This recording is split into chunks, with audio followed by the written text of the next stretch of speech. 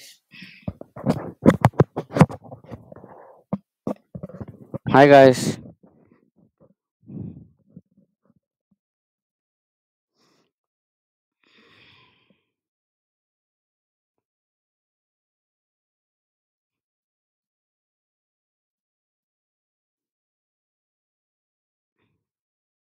ఈరోజు మనం మాట్లాడుకుందాం డిస్ట్రిబ్యూషన్ మ్యాపింగ్.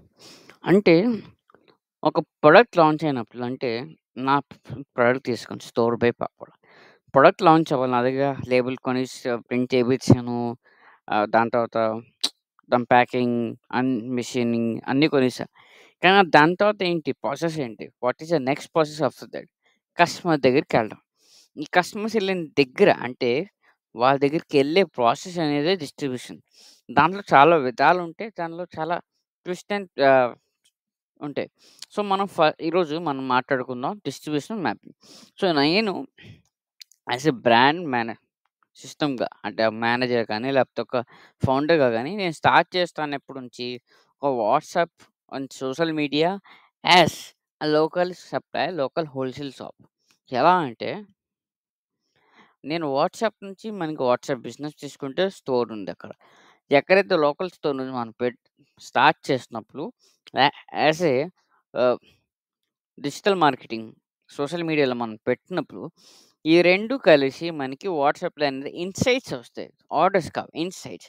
ఆ ఇన్‌సైట్స్ పట్టుకొని నువ్వు ఎలా ఆర్డర్ తెప్పించుకున్నదే అది నీ బ్రాండ్ బట్టి ఉంటుంది. ఇన్‌సైట్స్ అనేది ఎక్కువొస్తాయి. ఆ ఇన్‌సైట్స్ పట్టుకొని ఆర్డర్ ఎంత కంప్లీట్ చేస్తావో నీ ఇప్పుడు డిపెండ్. ఎందుకంటే ఒక్కసారి వాట్సాప్ మెసేజ్ వచ్చినా మనకి దానికి కన్వే చేయాలి వాళ్ళకి. వాళ్ళతో మనం మాట్లాడాలి. అప్పుడే కన్వే అవుద్ది తప్ప లాభం లేదు దాంతో. ఇన్‌సైట్ వచ్చిందనుకో ఇట్స్ వెరీ గుడ్. కానీ ఆ ఇన్‌సైట్‌ని ఆర్డర్స్ కింద ఎలా మార్చడం అనేది మీ బ్రాండ్‌కి ఐడియాలజీ. నెక్స్ట్ వచ్చేది మనకి సోషల్ మీడియాలో యాడ్స్. అది చాలా ఇంపార్టెంట్ అది. నెక్స్ట్ ఏందంటే మనం వెబ్‌సైట్. మీరన్నట్టు Bharat, why don't you go to e-commerce? First మీ వెబ్‌సైట్ చేస్తే ఈ-కామర్స్‌లో ఉన్న ఏమైనా ఇష్యూస్ వచ్చినా, లేకపోతే కస్టమర్‌కి నచ్చకపోయినా they can divert to website. ఎలా అంటే మళ్ళీ social media ads, social media, WhatsApp groups, insights వస్తాయి కదా! మళ్ళీ వెబ్‌సైట్‌కి కన్వర్ట్ అవుతాయి. దానివల్ల ఏమవుతుందంటే ఒక బ్రాండ్‌కి ఇన్‌సైట్స్ వస్తాయి, డేటా వస్తుంది, అన్నీ వస్తాయి. ఏ టు జెడ్ వస్తాయి. ఒకటి కాదు. ఒక్కసారి ఇన్‌సైట్ వచ్చి దానికి జనాలకి నువ్వు కన్వర్ట్ చేసి ఆర్డర్స్‌కేంటంటే నీకు వెబ్‌సైట్‌లో ఎక్కువ లాభం. Coming to e-commerce. దాని తర్వాత మనకి ఈ-కామర్స్‌లో పెడదాం. ఈ-కామర్స్ తర్వాత డార్క్ స్టోర్. డిస్ట్రిబ్యూషన్ ప్రాసెస్ ఇది. మళ్ళీ చెప్తాను చూడండి క్లారిటీగా. WhatsApp, social media platforms and local shops and local wholesale. ఈ ముగ్గురు మంది first stage of playing the game. ఇదొక చెస్ లాగే చూడాలి. ఈ చెస్‌లో మనం ఎలా పడితే అలా ఆడితే పనవ్వదిక్కడ. ఎలా పెడితే అలా ఆడడం అవ్వదు. సో, ఇక స్ట్రాటజిక్‌గా పనిచేయాలి. వాట్సాప్ ఎందుకు ఇన్‌సైట్స్ వస్తే అక్కడ నుంచి మనం ఆర్డర్స్ కన్ఫర్మ్ చేయాలి. అంటే ఇన్‌సైట్స్ టు ఆర్డర్‌కి మనం కన్వర్ట్ చేసుకోవాలి. లోకల్ షాప్స్ ఎందుకంటే జనాలకి తెలియాలి. లోకల్స్‌లో జనాలకి తెలిస్తేనే నీకు ఇన్‌సైట్స్ వస్తాయి తప్ప డైరెక్ట్ వాట్సాప్‌లో అంటే నీకు ఫేమస్ ఉంటే గాని రావు. నెక్స్ట్ వెబ్‌సైట్స్ ఎందుకంటే, అమెజాన్స్ అనేది ప్లాట్‌ఫార్మ్ ఫీజు, ఎఫ్‌బీఏ ఫీజు చాలా ఉంటాయి. కస్టమర్స్ మనం అమెజాన్ నుంచి పట్టుకొని వెబ్‌సైట్‌లో మనం ఇన్‌సైట్స్ వస్తే, ఆ ఇన్‌సైట్ నుంచి మనం ఆర్డర్స్ అనేవి కన్వర్ట్ చేసుకోవాలి. ఎక్కడైనా insights is the most important aspect of the business. Insight వస్తే, ఇన్‌సైట్ నుంచి మనం ఆర్డర్స్ కన్వర్ట్ చేయాలి. సో, ఈ-కామర్స్ కంటే వెబ్‌సైట్ అనేది ఎక్కువ మనకి ఈజీ టు హ్యాండిల్ ఎవ్రీథింగ్. దాని తర్వాత డార్క్ స్టోర్స్ అనేది మీ ఇష్టం అది.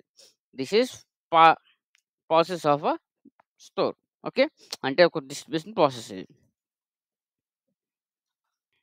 చెస్ ఆడుంటారు అందరూను. చెస్. సో, ఈ చెస్‌లోని మనం మార్కెట్ కాంపిటీటర్ ఉంది ఇతను. మిడ్ సైజ్ ఏమొచ్చి ఇతను. షేప్స్. సో, ఇతనేంటంటే అన్‌ఆర్గనైజ్డ్ ప్లేయర్స్. చాలా లోకల్ షాప్స్, చాలా కంపెనీస్ ఉంటాయి.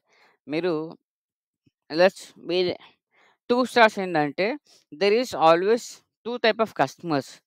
Medium and high range.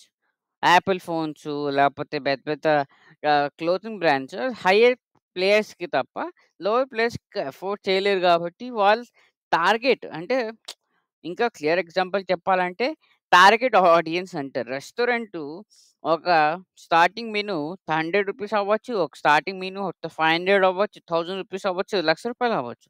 Customers అనేది మనకి ఒక టార్గెట్ ఆడియన్స్. ఆ ఆడియన్స్ బట్టి మనం మన ప్రొడక్ట్ డిస్ట్రిబ్యూట్ చెయ్యాలి.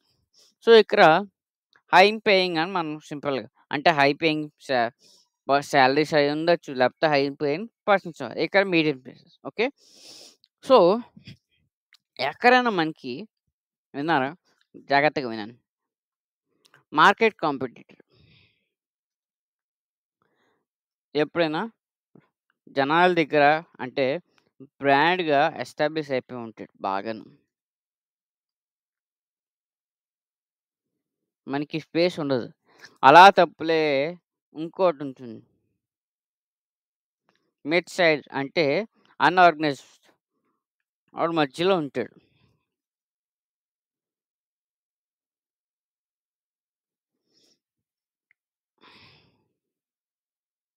ఇలాగ. ఇక్కడ కూడా ఒక ప్లేయర్ ఉంటాడు. ఎవ్రి ఇక్కడ కాంపిటీటర్ ఉంటాడు. మనకి మిగిలినెవరు అన్‌ఆర్గనైజ్డ్ సెక్టర్స్ ఉన్నారు. దాని తర్వాత మనకి ప్లేయర్స్ ఉన్నారు. ఇక్కడ ఎవరు మిగిలారు అంటే మనకి మిడ్ సైజ్. వీళ్ళు తక్కువ గాదు. వీళ్ళ నుంచి మనకి వీళ్ళ మధ్య ఇక్కడుంటారు వీళ్ళు.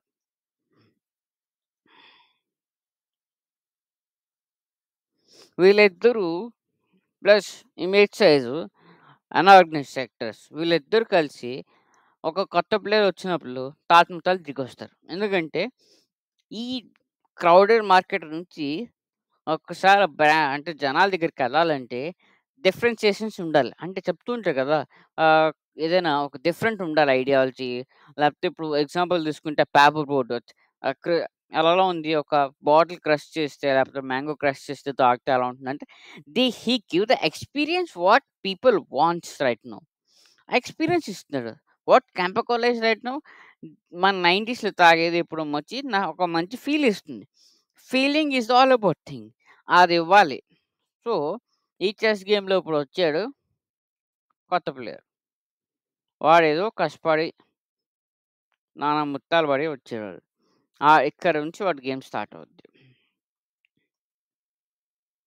వాడు ఇక్కడికెళ్ళాలో, వాడు అక్కడికెళ్ళాలో అర్థం కాదు. ఆడ మధ్యలో ఇక్కడ ఉండిపోతాడు ఇలాగ. వాడికి ఇన్‌సైట్స్ ఉండవు. ఏం తెలీవు వాడికి. ఇక్కడేందంటే పెద్ద ప్లే అంటే ఒకటి వాడు చేసుకున్న ప్రొడక్ట్ బట్టి కలర్స్, లేబుల్స్, ఐడియాలజీ ఉండాలి. దాంతో కస్టమర్స్ ఎవరనేది తెలుసుకోవాలి. కస్టమర్స్ ఏంటంటే 2 టైప్ ఆఫ్ కస్టమర్స్ చెప్పాను. ఒకటి హై పేయింగ్, ఒకటి లో పేయింగ్. అంటే mid side players, high side players. వాడు ఏదైతే తెలుసుకోవాలో అంటే ఇప్పుడు if my product household products అయి. అది రిచ్ కొనొచ్చు. లైక్ మిడిల్ క్లాస్ బాయ్ కొనొచ్చు అబ్బాయి. సో, నేను ఎక్కడైనా గేమ్ ఆడొచ్చు. అదే రెస్టారెంట్స్ ఉంటే they can't play for the lower people. వాళ్ళు ఎఫోర్డ్ చేయలేరు. ఎందుకంటే ఒక మినిమమ్ 10,000 ఉంటుంది, 5,000 ఉంటుంది. వాళ్ళు ఎఫోర్డ్ చేయలేరు. సో, ఐడియాలజీ ఈస్ మీక్ మీరెవ్వరు అంటే మీ కస్టమర్స్ ఎవరనేది తెలుసుకోవాలి. ఇప్పుడు వాడికి అర్థమయింది. నాది హై అంటే పెద్దోళ్ళు మంచిగా ఆడాలి నేను. ఇక్కడెవడున్నాడు మిడ్ అన్‌ఆర్గనైజ్డ్ సెక్టర్. వీళ్ళదేమొచ్చి తక్కువ మార్కెట్ కాదు. చాలా పెద్ద మార్కెట్ వీళ్ళది. అప్పుడేమవుతుందంటే తగ్ ఆఫ్ వార్స్ అవుతాయి. ఇదే నేను డిస్ట్రిబ్యూషన్ మాఫియా. నువ్వైనా వీడిది కాపీ కొట్టినా, లేపోతే నువ్వేమొచ్చి పెద్దోడు కాపీ కొట్టినా అంటే కింగ్ ప్లేయర్స్ కాపీ కొట్టినా నీకు చాలా ఇబ్బందొస్తుంది. కాపీ కొట్టాలి, కాపీ కొట్టకూడదును ఉండాలి. దేర్ ఈస్ ఎ బుక్ ఉన్నాయి. సో, వీడిక్కడ అర్థమైన తర్వాత వీడేమొచ్చి స్ట్రాటజిక్‌గా ఆడుకొని మెల్లిగా ఇక్కడ నుంచి ఇక్కడికొస్తాడు. దగ్గరికెళ్ళడు. ఈ ప్లేయర్స్‌ని వాడు అర్థం చేసుకుంటాడు. వాడేం చేస్తున్నాడని. అర్థం చేసుకున్న తర్వాత పేపర్ బోట్ కానీ, ఏది కంపెనీ అయినా మెల్లిగా అటాక్ చేస్తుంది. ఏదైతే ప్లేస్ లేదో ఆ ప్లేస్‌లో వీళ్ళు యాక్సెస్ చేస్తారు. ఇది డిస్ట్రిబ్యూషన్ స్ట్రాటజీ. వీడు డైరెక్ట్‌గా వచ్చేయలేదు. వీడికసలు అర్థం కాలే. దాంతో దగ్గరకొచ్చాడు. దాని తర్వాత వీడేంటి ఇప్పుడు అర్థం గాక వీడు మెల్లిగా దాంతో దగ్గరకొచ్చాడు. ఈ ప్రాసెస్‌లో వాడు తెలుసుకుందేంటంటే, ఏ ప్లేయర్స్ దగ్గర మనం వెళ్ళాలి, ఏదైతే మన కస్టమర్స్ ఎవడు ఎలా స్ట్రాటజిక్‌గా వెళ్ళాలో వాడికి తెలిస్తేనే వాడొచ్చి ఒక బ్రాండ్ అనేది సక్సెస్ అవుద్ది. This is what I want to tell you. దాని మించి ఇంకేం లేదు. ఇది పార్ట్ 1. అంటే ఈ ప్రాసెస్‌లో నేను చెప్పిందేంటంటే, ఒక ప్రాసెస్ ఎలా అవుద్ది, మనం స్ట్రాటజిక్‌గా ఎలా మూవ్ చేయాలనేది సెకండ్ పార్ట్‌లో మనం వెళ్దాం.